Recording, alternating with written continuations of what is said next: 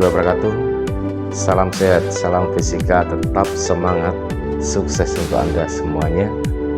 Kita ketemu lagi di pembelajaran fisika untuk kelas 12. Kali ini yang akan kita bahas adalah tentang medan magnetik. Dan medan magnetik yang kita pelajari saat ini adalah medan magnetik yang ditimbulkan oleh kawat yang berarus listrik. Nah, magnet yang pernah Anda semuanya pelajari itu ada magnet buatan dan ada magnet alami.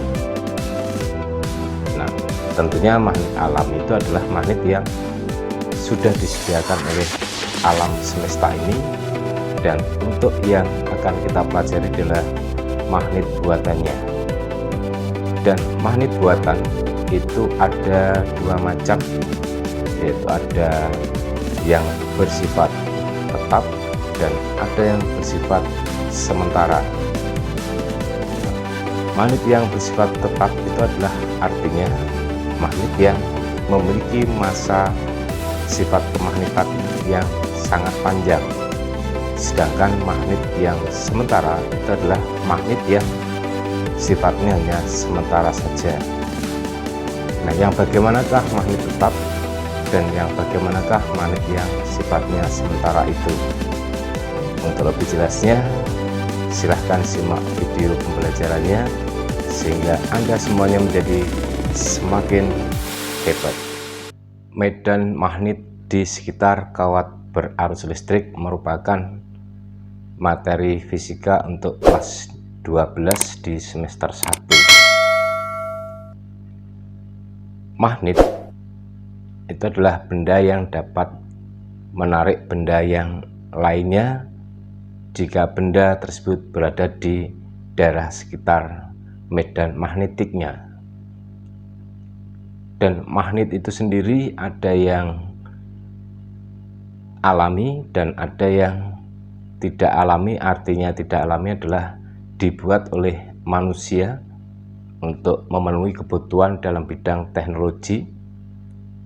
Dan untuk magnet buatan ini ada dua macam, yaitu ada magnet yang sifatnya tetap, artinya sifat kemagnetannya dalam waktu tempo yang sangat panjang keberadaannya. Sedangkan untuk yang magnet tidak tetap sifatnya adalah sementara, jadi sementara ada saat dia diadakan. Dan di dalam membuat magnet ini dapat dilakukan dengan dua cara, yaitu yang pertama dengan cara digosok atau dengan cara menggosok.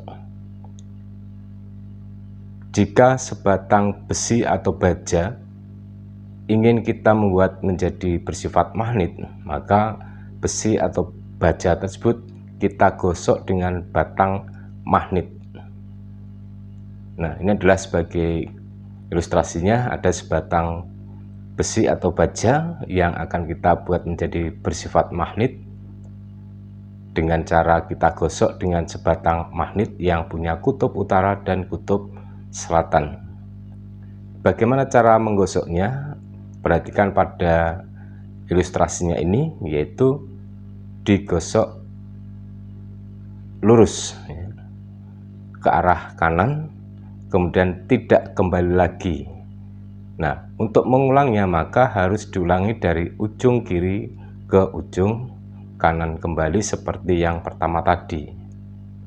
Nah, misalnya untuk yang kedua kalinya kita lakukan untuk menggosok dari kiri ke kanan. Nah, ini kita gosok lagi. Nah, kemudian kita gosok lagi. Maka akibatnya batang besi ini dari tidak magnet menjadi bersifat magnet sehingga memiliki kutub utara dan kutub selatan, karena magnet berkutub utara dan berkutub selatan. Yang mendapatkan pertama kali kutub utara tadi menjadi berkutub utara, dan yang ditinggalkan ujungnya oleh kutub utara adalah menjadi kutub selatan, di mana magnet itu antara kutub utara dengan kutub utara saling tolak menolak, dan untuk kutub utara dengan kutub selatannya saling tarik menarik, artinya sekutub tolak menolak, tidak sekutub tarik menarik. Nah, ini adalah cara bagaimana kita membuat baja atau besi menjadi bersifat magnet. Sedangkan untuk cara yang kedua adalah cara dihubungkan dengan sumber listrik, atau yang dikenal dengan membuat magnet dengan menggunakan arus listrik. Nah, untuk yang pertama secara digosok tadi, magnet yang dihasilkan adalah menjadi magnet tetap, artinya dia memiliki sifat kemagnetan yang cukup panjang waktunya. Dan yang kedua ini, membuat magnet dengan menggunakan arus listrik, adalah bersifat sementara. Ada bersifat magnet saat dia dihubungkan dengan sumber arus listrik, dan saat arus listriknya diputuskan maka sifat magnetnya menjadi hilang. Nah, misalnya seperti ini adalah sebuah kumparan dihubungkan dengan sumber listrik, dan akibatnya ada arus listrik yang mengalir dari sumber listrik tersebut ke penghantar yang bentuknya lingkaran seperti pada gambar. Maka pada kumparan tersebut di ujung sebelah kanan menjadi berkutub selatan dan di ujung kiri adalah berkutub utara, di mana pada peristiwa ini arah medan magnetnya untuk di kutub selatan masuk atau menuju kutub selatan, dan di kutub utaranya arah medannya meninggalkan. Jadi arah medan magnetnya kutub utara meninggalkan, kutub selatannya dituju. Nah, ini adalah untuk cara membuat magnet yang dengan menggunakan arus listrik. Jadi di sini ada dua magnet yang kita dapatkan, satu magnet tetap ya dari hasil menggosok induksinya, dan kemudian dengan cara dihubungkan dengan sumber listrik.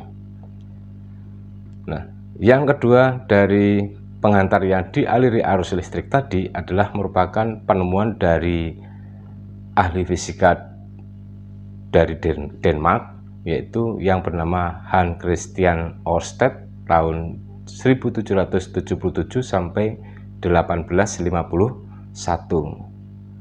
Dia menyatakan bahwa jika kawat berarus listrik maka di sekitarnya timbul medan magnet. Dia mendapatkan hal itu dengan tidak sengaja. Dia melihat bahwa ada jarum kompas saat berada di dekat kawat penghantar berarus listrik, yang kita ilustrasikan seperti pada gambar berikut. Ada kompas, jarum kompas punya kutub utara yang merah dan yang putih adalah kutub selatannya, berada di dekat kawat penghantar berarus listrik. Nah, saat ini adalah arus listriknya belum mengalir karena rangkaian masih dalam keadaan terbuka. Nah, sekarang sudah tertutup, maka arus listriknya akan mengalir dari sumber baterai, dari kutub positifnya keluar, kemudian menuju ke penghantar, dan kemudian kembali kepada sumber listriknya lagi. Dan akibatnya jarum kompas ternyata menyimpang ke kanan. Jadi menyimpang itu karena didorong, berarti ada gaya yang bekerja yang kemudian disebut sebagai gaya magnet. Jadi kutub utaranya kedorong ke kanan, kutub selatannya terdorong ke kiri. Kemudian dicoba dibalik, kutub positif dan negatif dari sumber baterainya, ternyata jarum kompasnya menyimpang ke arah kiri untuk kutub utara, dan untuk kutub selatannya menyimpang ke arah kanan ya. Jadi kutub utaranya menyimpang ke kiri, kutub selatannya menyimpang ke kanan. Nah, dari sini sudah terbukti bahwa jika kawat berarus listrik, maka di sekitar kawat berarus listrik tersebut timbul medan magnet dengan ditunjukkan mampu menyimpangkan jarum kompas yang pada dasarnya jarum kompas itu adalah terbuat dari bahan magnet yang punya kutub utara dan kutub selatan, menyimpang karena ada gaya bekerja yang kemudian disebut sebagai gaya magnet. Nah, jadi satu, arus listrik dapat menimbulkan medan magnetik. Yang kedua, arah gaya magnetiknya bergantung pada arah arus listriknya. Jadi sudah cukup jelas tadi pada ilustrasi yang kita sampaikan melalui gambar ini tadi ya. Yang selanjutnya untuk arah medan magnetik akibat kawat berarus listrik,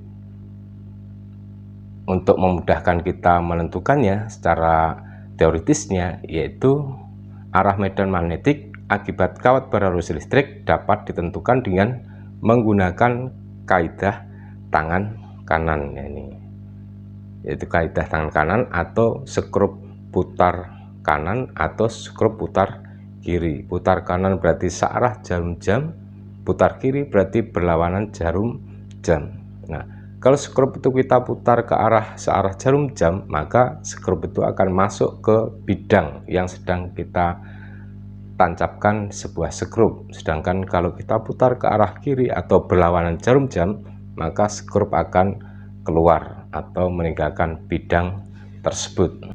Nah, sekarang perhatikan pada gambar berikut, yaitu ada sebatang kawat pengantar ditancapkan pada selembar kertas, di mana selembar kertas tersebut ditaburkan serbuk besi dan kemudian kawat pengantar diberi arus listrik yang arahnya ke atas.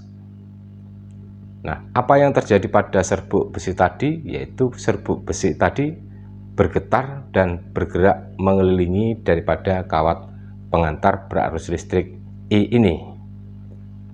Dengan kejadian ini, maka dari Ørsted menyatakan tentang arah medan magnetiknya dengan menggunakan kaidah tangan kanan, ibu jari sebagai arah arus, jari yang keempat lainnya ini adalah sebagai arah medan magnetiknya. Jadi mengelilingi seperti ini ya, mengelilingi. Jadi kita genggam untuk tangan yang keempat atau jari yang keempat ini. Nah, misalnya kita pegang sebuah pulpen, berarti ini adalah yang runcing bagian arah arusnya, kemudian tangan kanan kita bisa menggenggam daripada spidol ini ya. Berarti untuk arah medan magnetiknya untuk yang di sebelah depannya atau di sebelah depannya belakangnya dari pada ballpoint ini atau spidol ini arah arusnya ke atas, maka medan magnetiknya yang arah di depannya atau di belakangnya spidolnya adalah arahnya ke kiri. Sedangkan yang sebelah kanannya adalah keluar bidang baca atau menuju kita sebagai pembaca, dan kemudian yang di sebelah depannya, itu sebelah depannya ini adalah ke arah kanan, betul ya. Kemudian untuk yang di kanannya pengantar, arahnya masuk bidang baca atau meninggalkan pembaca. Nah, selanjutnya untuk yang kawat berupa lingkaran atau melingkar kemudian disebut sebagai solenoida. Jika dialiri arus listrik, maka juga timbul medan magnet yang arahnya dapat juga ditentukan dengan menggunakan kaidah tangan kanan pula, dimana untuk penggunaan kaidah tangan kanan ini kita rubah bahwa ibu jari tadinya arah arus menjadi arah medannya. Jari yang keempat biji tadi, 4 buah jari ini yang kita genggam itu adalah menyatakan tentang arah arusnya. Jadi dari hasil yang ada pada ilustrasi gambar tersebut, maka arah medan magnetiknya adalah dari kanan ke kiri, sedangkan arah arusnya adalah melingkari daripada kumparan tersebut. Jadi kalau kita lihat adalah seperti ini ya. Ini misalnya ada kumparannya, ini kita seperti ini. Nah, ini ya, seperti ini. Jadi arah lingkarannya seperti ini dari kumparan tersebut. Nah, aturan tanda medan magnetik di sekitar kawat berarus listrik itu ada dua yang perlu kita perhatikan, yaitu ada tanda cross atau silang, itu menunjukkan arah masuk tegak lurus bidang. Jadi kalau ada tanda silang cross, ini cross ya, cross seperti ini, maka itu menunjukkan arahnya itu masuk bidang baca. Kalau hanya berupa titik, nah seperti kita kalau melihat sebuah spidol ini, pada ujungnya atau pada bagian yang runcing ini akan terlihat seperti titik saja, berarti arahnya keluar bidang baca. Nah, kemudian kalau kita gunakan untuk menyelesaikan soal ini, seperti pada contoh soal berikut, kemanakah arah medan magnetiknya pada titik-titik di sekitar kawat berarus listrik di bawah ini? Untuk yang A, pada titik P dan Q, arah arusnya seperti ini. Kalau kita buatkan ilustrasinya ya, maka di titik P berarti di atas kawatnya, di titik Q berarti di bawah kawatnya, arusnya ke sana, di ujung daripada spidol ini ya. Kemudian yang B, dari B ini bisa kita lihat bahwa arah arusnya tidak seperti di A, tetapi arah arusnya masuk bidang baca. Nah, kalau kalian melihat nanti seperti ini, kelihatan pantatnya daripada spidol, berarti arah arusnya masuk bidang baca. Anda membaca saya. Nah, kemudian untuk yang C adalah arah arusnya keluar bidang baca, berarti ini menuju kalian sedang melihat video ini ya. Nah, ini ujungnya, inilah bagian yang keluar bidang baca. Jadi untuk selanjutnya pada soal A, titik P di atas daripada kawat, berarti arahnya adalah keluar bidang baca, menuju kita yang membaca ya. Keluar bidang baca berarti menuju kita yang sedang membaca. Kemudian untuk yang di titik Q adalah di bawahnya kawat pengantar, berarti arah medan magnetiknya meninggalkan pembaca atau masuk bidang baca. Nah, ini untuk yang soal A. Dan arusnya tadi adalah ke atas seperti ini. Ini adalah menunjukkan tentang arusnya ya. Bagian putih adalah pantatnya, ini adalah ujungnya daripada spidol. Ini menggambarkan tentang kawat pengantar berarus listrik. Sedangkan untuk yang B, arah arusnya masuk bidang baca. Kalau saya yang melihatnya berarti seperti ini. Kalau saat Anda melihat berarti seperti ini. Anda melihat bagian pantat daripada spidol ini. Maka pada titik R, kemana arah medan magnetiknya, yaitu pada titik R berarti di sebelah kanannya ya. Nah, berarti arahnya adalah kemana? Nah, kalau sini saya melihatnya seperti ini kan, berarti arahnya ke atas. Jadi arahnya ke atas. Sedangkan yang di titik S, ya berarti di bawahnya ini berarti arahnya ke kiri. Nah, sedangkan untuk yang C, arah arusnya keluar bidang baca, berarti menuju saya. Kalau kamu berarti Anda bisa melihatnya dengan pulpennya dihadapkan ujungnya ke Anda ya. Berarti ini arah medan magnetiknya pada titik T, berarti di atasnya arahnya ke kiri, sedangkan yang di sebelah kanan daripada pengantar ini U, di U adalah arahnya ke atas.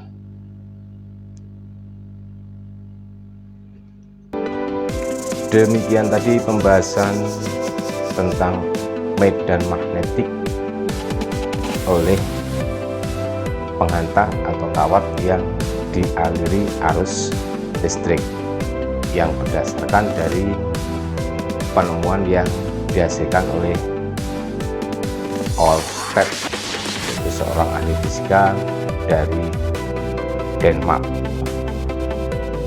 Semoga pembelajaran tadi membantu Anda semuanya untuk lebih menguasai tentang materi fisika dan untuk mengembangkan dunia teknologi dan yang lainnya.